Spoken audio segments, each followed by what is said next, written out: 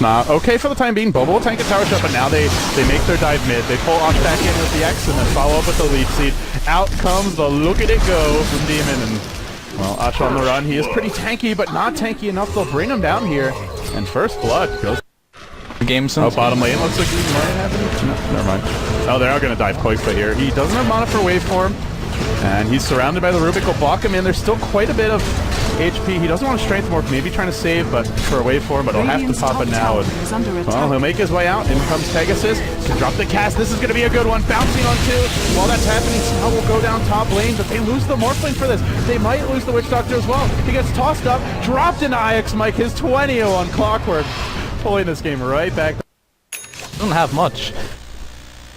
She just hasn't felt very high impact. Like, they haven't managed to use Moonlight Shadow. Looks like we're gonna have 2 heroes, 3 heroes, 4 heroes actually going bottom. It's a whole gank party for Liquid. They're all rotating, and IX Mike, he's already dropped his cogs. If he gets caught out now, well, he could maybe hookshot his way out. Otherwise, he's toast. They get close. Glimpse where you can potentially cancel. No, Glimpse is a good spell against it, but X will not work. But not good enough. There's your wave. Top lane, they found Koifa. Lift him up, toss him back towards the tower. He'll continue waving out. Whitebeard tanks the Witch Doctor roll. He's got to run. He gets back in. They're going to lose too. That combination gaming from Liquid works its magic.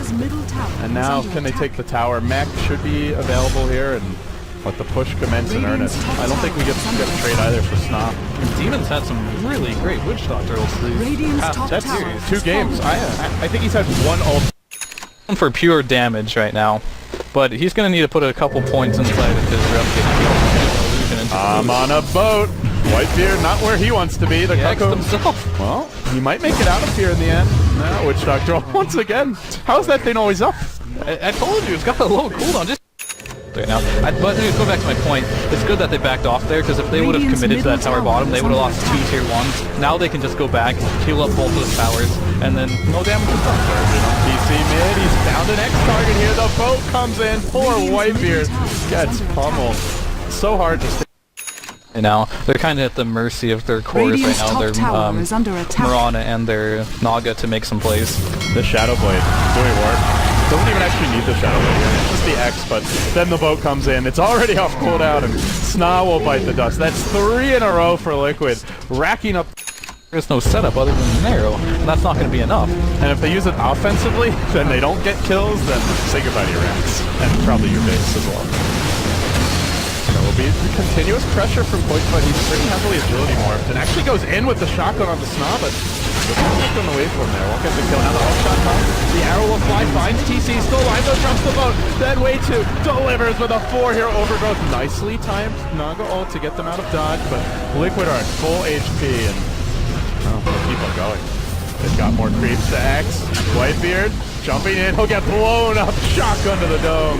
And now the melee racks are falling. Can't unify. Like, there's just way too much healing. That was a really nicely timed song. Like, yeah, it gets them out of the fight safely, but what do they do after that? Yeah, that's what I mean. They have nothing with Naga. Like, this is a complete split switch lineup where Naga and Rana get super fun.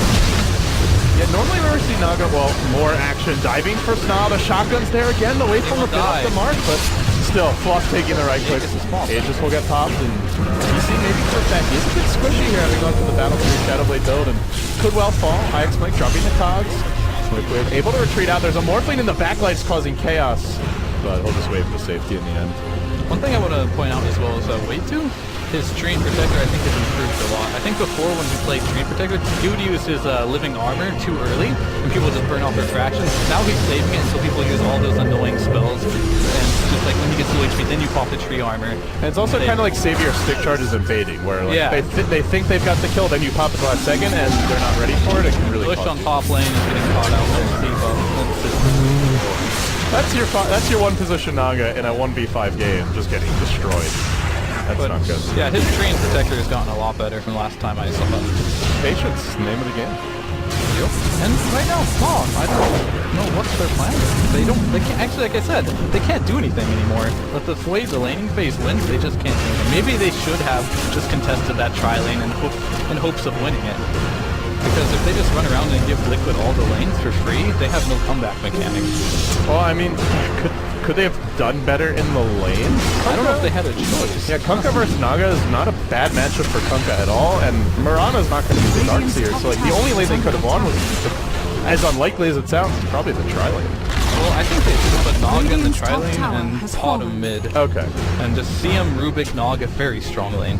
Very strong lane. The nice thing about putting Mirana mid is she's much more of a threat if she rotates into the lane than Naga. Yeah. If you do well against Tonka, you just constantly harass him because I don't think he has the greatest armor and the lower levels.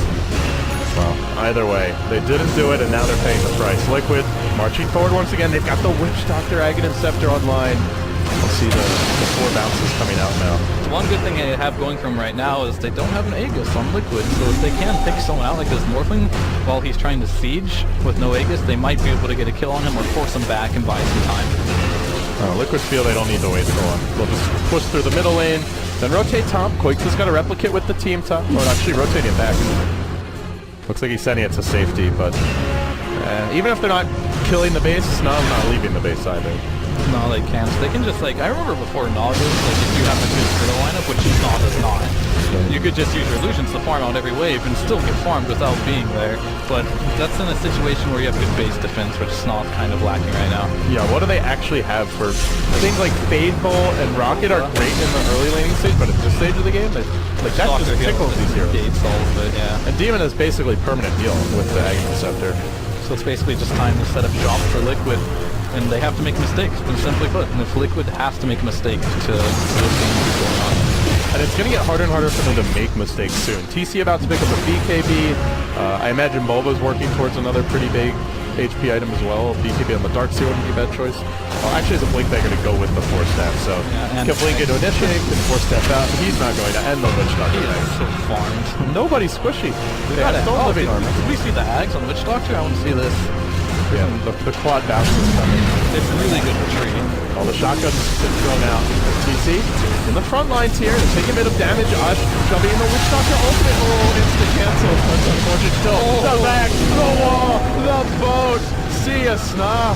Now a Crystal Maiden ult, but there's just a song over the top of this. It does nothing. Now they run to the well, and an insta-GG. Nyx Assassin, the sneaky Nyx Assassin, just looking helpless here. As the throne will fall momentarily. And Liquid, still hot start 2-0, and taking down, first of all, team that showed them the last time they played, and secondly, a team that one of their main competitors is the East Boston. Yeah, Liquid's looking good. They seem like that change they made with TC playing these type of heroes that run around map, big kills, is really working out well for them.